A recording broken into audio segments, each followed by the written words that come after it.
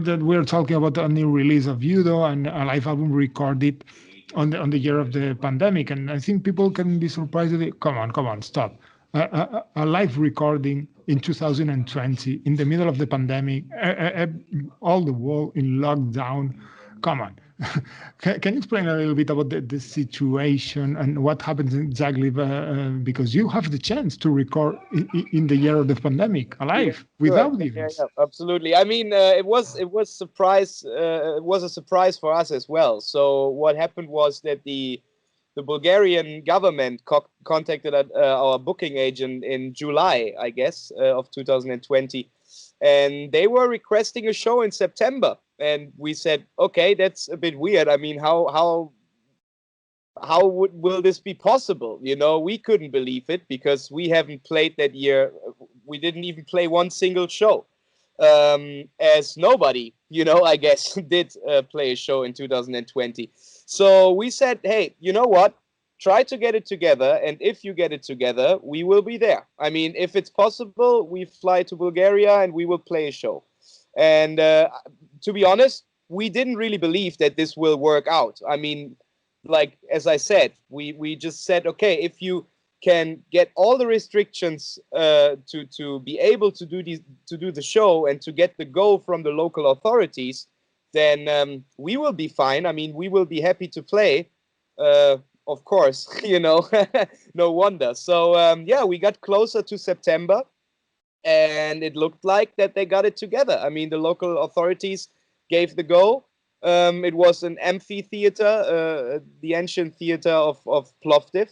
So it was outside, and I guess that they just cut half of the allowed audience, which is usually there. So I think there were around 2,500 people or whatever. And to be honest, I don't really know if they tested each and every single person who attended the show. But for some reason, they got the green light from the local authorities, and we said, okay, we will fly there and play the show. I mean, this will be awesome for us as well. So of course, you know, we try to be as responsible as possible. I mean, wearing mask and all that stuff. So we had to come together for rehearsals, obviously, because we hadn't played together for a long time. So this was also like, yeah, a lot of work to get this together, because Andre is living in Ukraine, Tilen is flying in from Slovenia, my dad is living on Ibiza, so he had to fly in from Spain. The people had to go into quarantine, into hotel rooms, you know, which is absolutely not nice. So they had to stay for a couple of days in their hotel rooms, locked in. I don't know, maybe you have seen that. Mickey D recently posted a video where he had to stay in a hotel room for a week, I guess, before he was able to go into the studio to record the album with the Scorpions, or to continue the work. So, I mean, it is a lot of work and a lot of effort to get it together, or it was last year. So, in the end, everything worked out. I mean, we were totally happy that we were able to play this show, and that it was that special, you know. That was such a yeah, an emotional night. I mean, I would say to play a concert after 9 months of not being able to do what you live for, and to do what you love, and to do what you work hard, you know, to achieve things. And so that was something very special, and definitely I won't forget this show in my life, I guess. I can understand. I can understand. Maybe in the weeks after the show, I don't know if you have news about new cases in the metal community. Because as you said, if you're not sure if everybody was tested. Yeah, absolutely. I mean, we were like, I mean, we like black humor, so we were joking on the way back to Germany. We said, like, let's see if the newspaper says super spreader Plovdiv next week, you know. But obviously that wasn't the case. So otherwise the promoter would have informed us, I guess. And everything went fine. I mean, everything went down well, and the people had a lot of fun. They were enjoying the show because, I mean, yeah, like, they were also not able to see a concert for several months. So that was something special for them as well.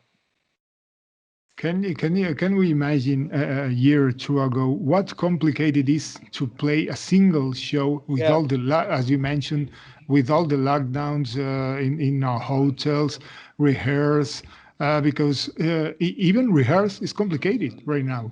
Yeah, exactly. Yeah. I mean, no, nobody could have imagined this. You know, I mean, this was something which I guess surprised everybody. And like, look what these small fucking bacteria or viruses can do. You know, to humanity. I mean, we have a worldwide issue here. This is not like a single country. This is affecting the whole world. So, and I think personally, unfortunately, this will continue for a few more months at least. You know, maybe it will get better during the summer, but then let's see what the end of the year tells us. You know, regarding this virus. And I mean, it's tough. Like from one day to another, you are not allowed to tour, and for us especially, we did our last European tour in December of 2019. So we had a touring break anyway, you know, and then we were getting ready to go out again in March, April, and then suddenly in March the lockdown hit us. So everything went. I mean, yeah, all the shows had to be postponed, and all of the other artists had to postpone as well. You know, this will become a huge issue as well, because everybody, as soon as it's possible, everybody wants to go out. Everybody wants to book the clubs or the arenas or wherever they play, you know. Personally, I think it will be harder for bands who play arenas or stadium sizes in order to play shows again, because there are way more people. But on the other hand, these bands, to be honest, they don't really have an issue to sit at home, you know, and just wait and see, okay, what's happening. I mean, I agree. I'm not saying that it's not affecting them personally on a personal level, you know, because they are you know, facing the same situation as we do. We all want to play concerts, and we all want to entertain people and give the people what they like and what they love. But you know, financial wise, of course, this is a different story if you play a stadium or a big arena. But yeah, I hope that we will be lucky to go out again as soon as possible. At least with our concert sizes, I guess that this will be possible earlier than other bands. You know.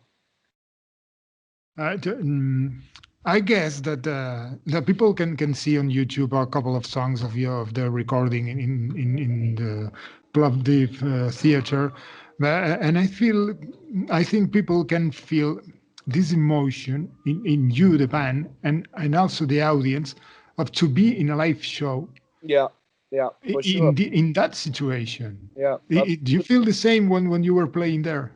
Yeah, for sure. I mean, we didn't know what to expect. I mean, we just knew that this is an outdoor show, an amphitheater show.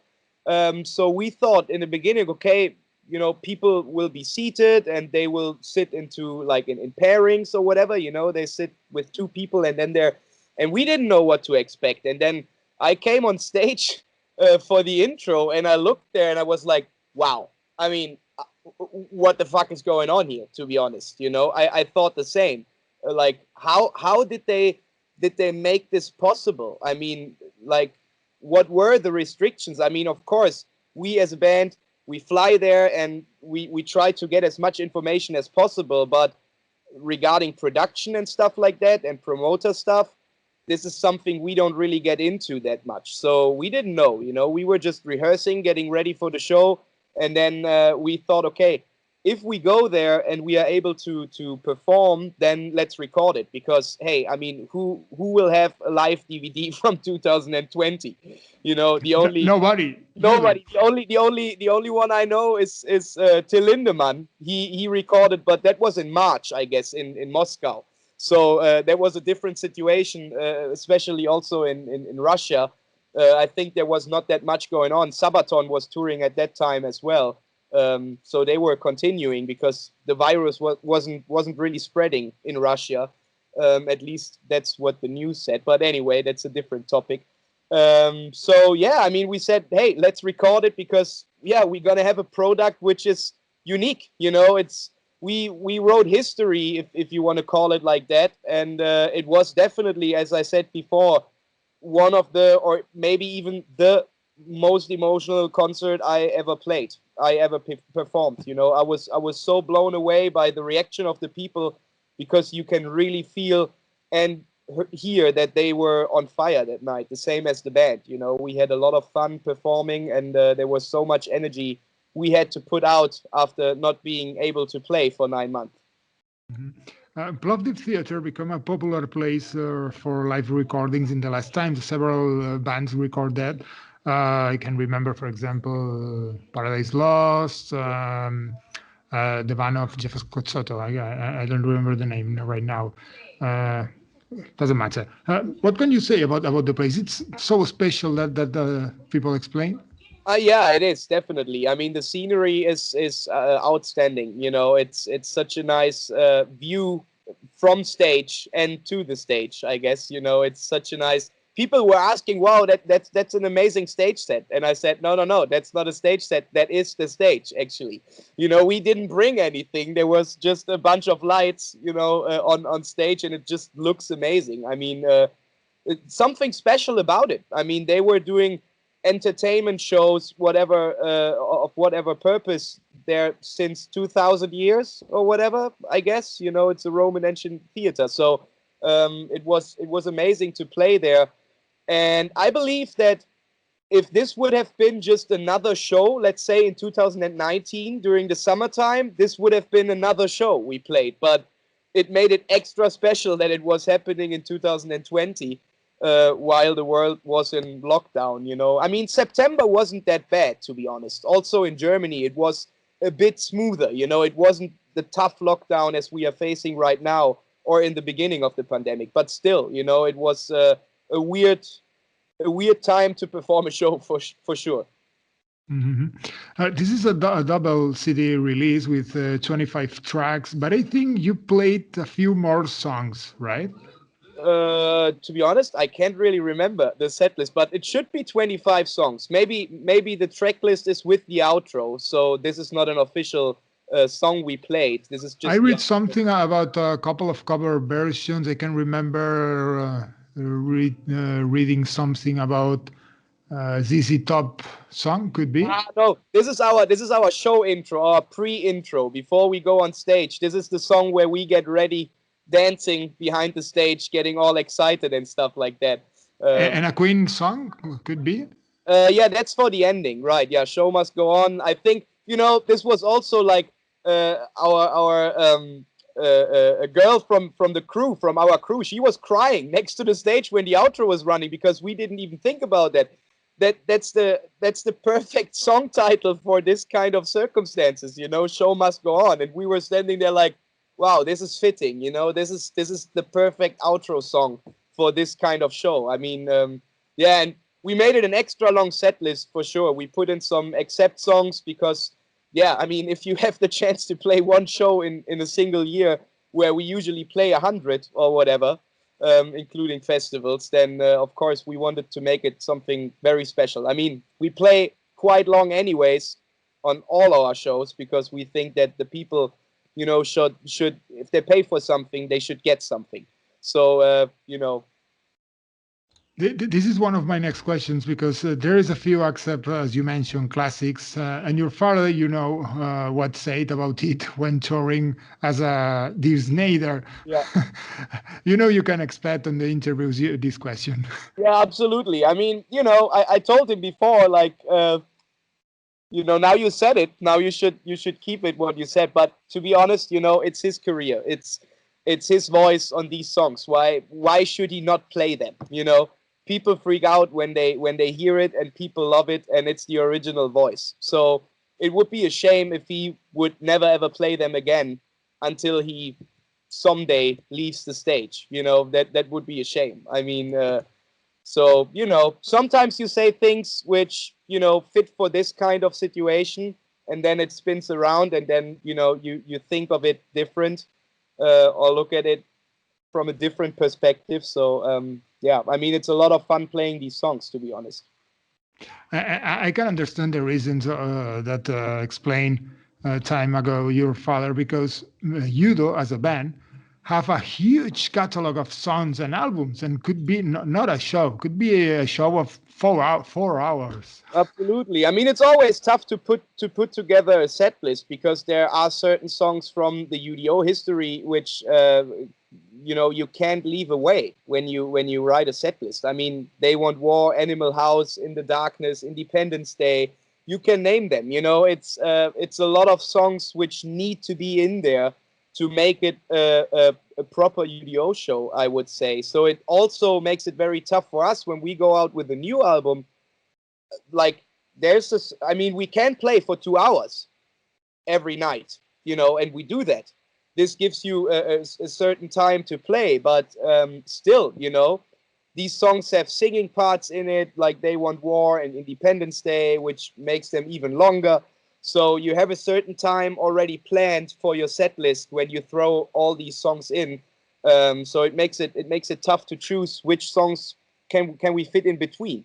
And that was also a good and reasonable reason to say we don't play any accept songs anymore, because we were able to play more of the U.D.O stuff, which is also nice. But yeah, as I said, to be honest, when you start Princess of the Dawn or Metal Heart or Balls to the Wall or Fast as a Shark, it's just an amazing reaction, and it's so much fun playing it and enjoying these songs together with the people.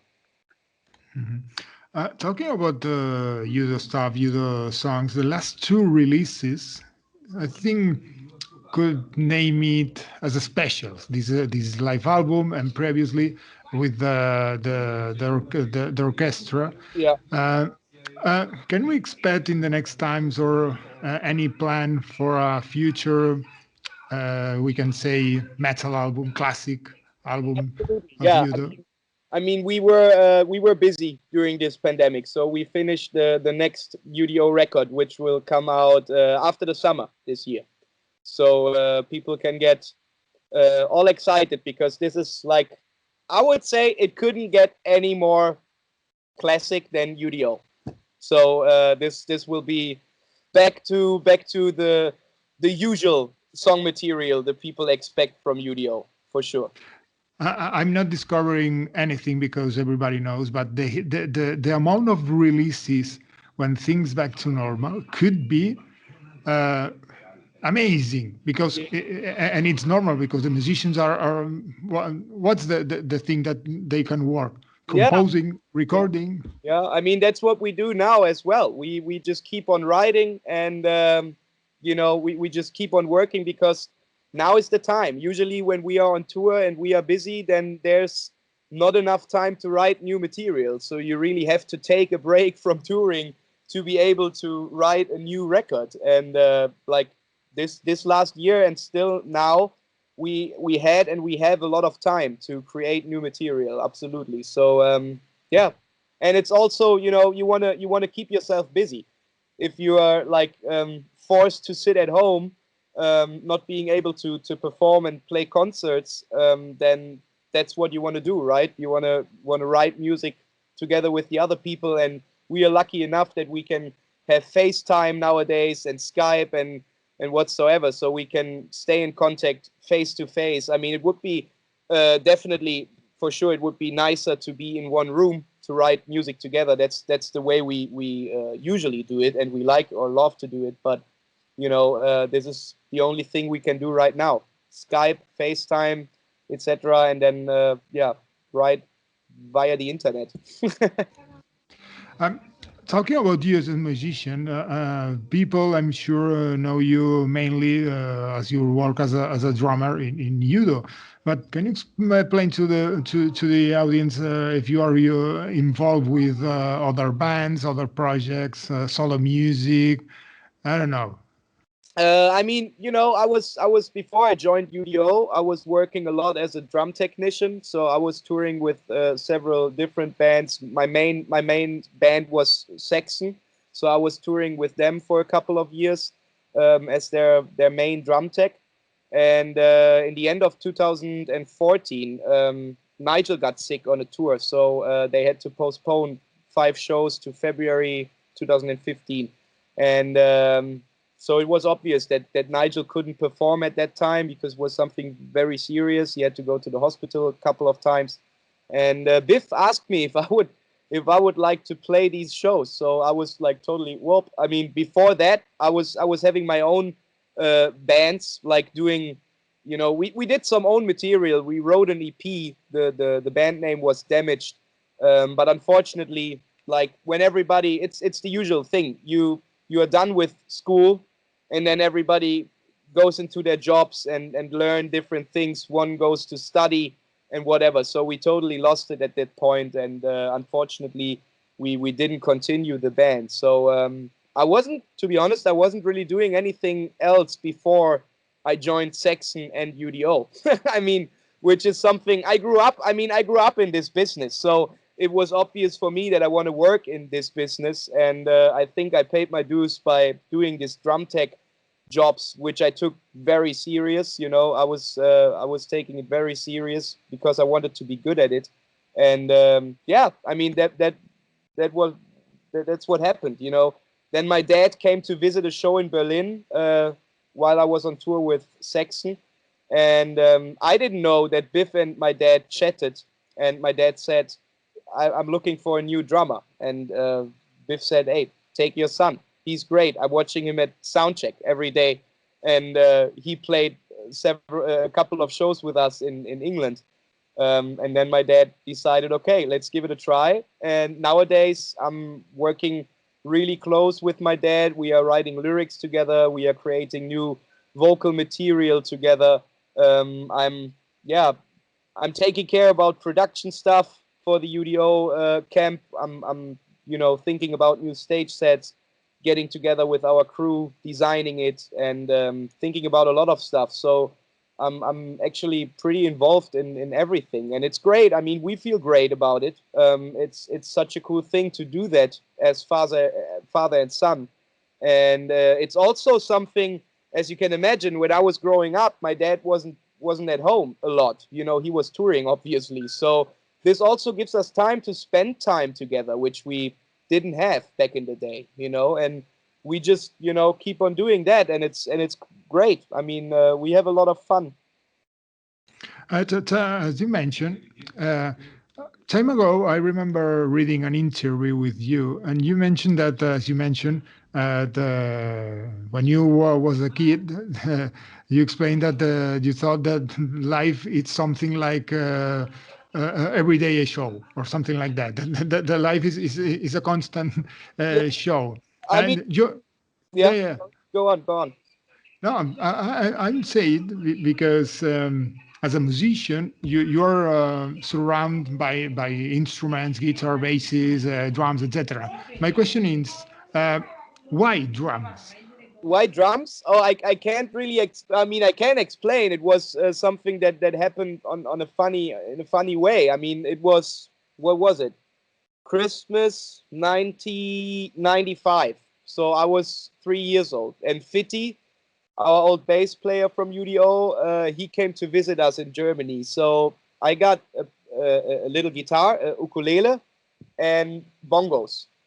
And I chose the bongos. I just, there's a video on VHS, I guess, somewhere. My mom should have it, where I like say 1, 2, 3, and then I started playing on it, and Fitti played something on the ukulele, and it was somehow, I mean, for that time, I was 3 years old, it was in time. So my dad and my mom said, we should look for a drum teacher. So then I started having lessons when I think when I was 5. I started when I was 5, and then I think for 10 years I had a drum teacher, and I was playing in a choir with a conductor and stuff like that. So very classical aspect of music as well.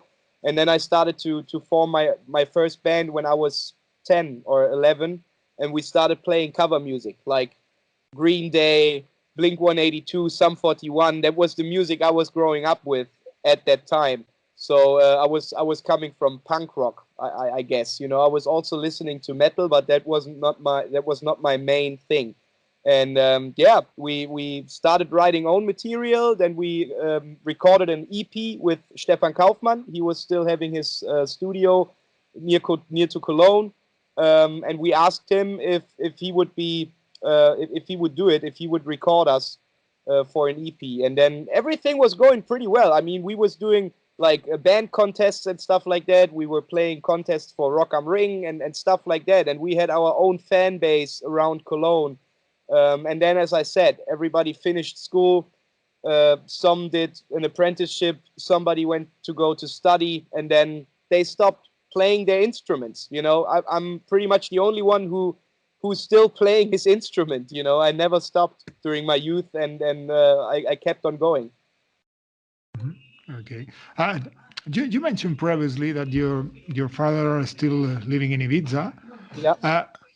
It's something that it's difficult for the relationship or the family or the work, this distance, or not?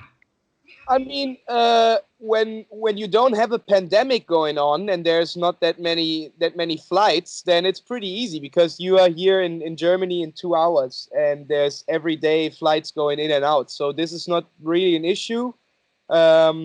We always made it work somehow, but of course you have to plan it. You know, when we say, okay, we want to go into the studio and create demos, or want to work on lyrics or whatever, then he would fly to Germany, and now I'm here in my home studio, so we now work here, and he has to come here all the time.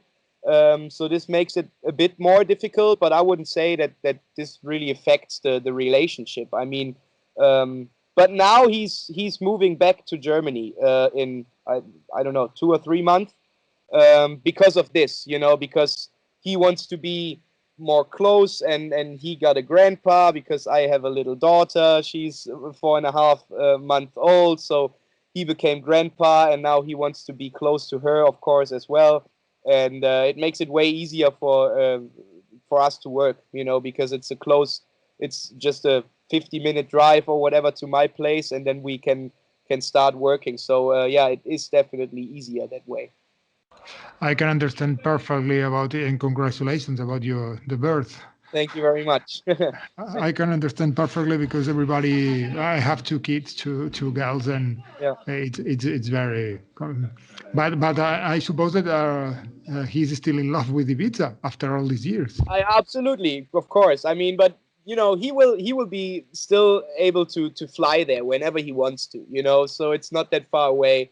And as soon as everything is like sort of back to normal, he can easily go there. But on the other hand, he said, obviously, if you live on Ibiza, on an island where the sun is shining most of the year, you don't really go anywhere else. You know, like he said, I want to go to Greece again. I want to go to Croatia or whatever. And he didn't fly there because he thought, hey, I have the sun here. Why should I go? You know, why should I fly anywhere else? So this is also, I think, a cool change for him. So he can visit different places after 12 years. And I suppose he explains you about the things, what's happening here in the islands, even in Spain or in Catalonia, on the islands, and all the crazy things that happen here, as everywhere in these times. Absolutely, but especially, I mean, Ibiza was super strict. I mean, they shut down the whole island. They were flying around it with drones. And you were only allowed to leave the house for shopping purpose, like grocery shopping, and if you have to go to the pharmacy or doctor, and that's it, you know. I mean, here in Germany, like, it was also a tough lockdown, but you were allowed to go out and go for a walk. And in Ibiza, you weren't even allowed to go for a walk without a reason. So it was something completely different. That was, it was really tough for him as well, you know, to sit there and don't be able to do anything. Mm-hmm. Finally, talking about future, can you tell us a place that you never played and you want in the future? Definitely. For me, it's definitely Mexico City. I've never been to Mexico. We've been to South America, but for some reason, Mexico City was not on the tour schedule. And I only heard about it, how the fans react in Mexico. So that must be something totally amazing. So I would love to perform there. And we just announced, we postponed the South American tour for next year, 2022. and Mexico City is on the tour schedule. So that would be definitely a dream come true for me. Okay, we hope that this dream could be possible, because it means that things back to normal in life situations and concerts. Yeah. Okay, Sven, thanks for your time. You're welcome. Thanks for having me. A pleasure to talk with you. Perfect. Great. Okay, thanks for your time, and hope to see you playing live in the future. In my case, I hope could be in Barcelona. In my case, that would be awesome. I pray for it that we can go back as soon as possible. Stay healthy. Okay, bye. Absolutely. Kisses Bye-bye. to the family. Yeah, bye.